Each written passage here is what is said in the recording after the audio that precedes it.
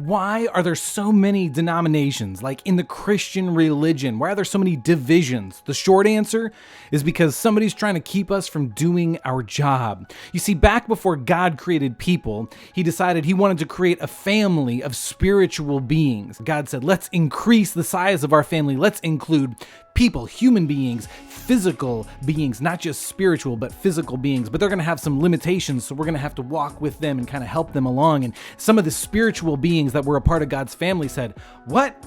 Hell no, they ain't shit. Human beings are inferior to us spiritual beings. And so some of those spiritual beings said, we're going to subvert and we're actually going to try and trick human beings into rebelling against being a part of God's family.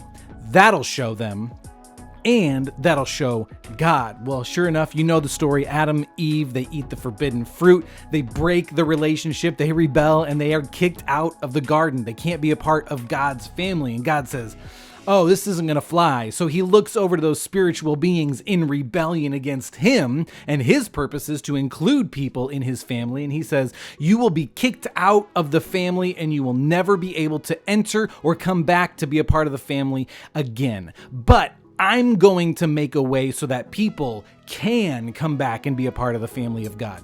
Enter Jesus. His death on the cross fixes the damage that rebellion caused to his family, and his resurrection guarantees the promise that everyone who wants to be a part of that family will have an eternal right relationship with the Father. Before he goes back to heaven to be with the Father, he says, you guys have a job. All of you who want to be a part of the family, I've got a mission for you. Go and make disciples. In essence, what he's saying is, bring as many people back into the family of God as you possibly can.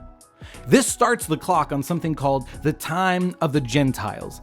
Once the time of the Gentiles is finished, the Bible says that's when the end comes. Jesus will return, the end of the world, brand new heavens, new earth, new Jerusalem, new resurrected bodies, and the separation of those who wanted to be a part of God's family and those who don't want to be a part of God's family, cast into the abyss, as far away from God as possible, as far away from his goodness as possible, including those spiritual beings who are in rebellion. And they think to themselves, well, shit, what can we possibly do to prolong the punishment of the consequence of our actions?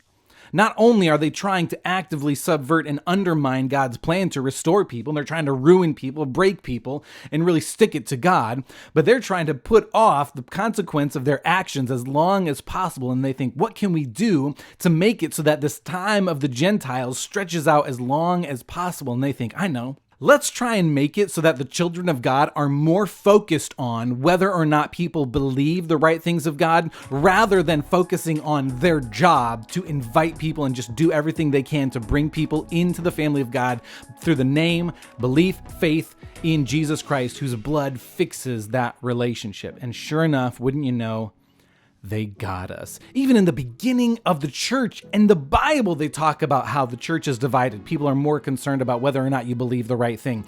Jesus knew this was going to be the tactic of those spiritual beings in rebellion. So the night before he goes to the cross, he's praying to the Father. I'm about to fix this and make a way for people to come back into our family. But God, Father, would you please make it so that everyone who wants to be a part of our family will be united in their mission and in their purpose. Because if they're united, that's going to be the most effective way to convince people to be a part of the family of God. And if they're just divided, the world is going to laugh at them.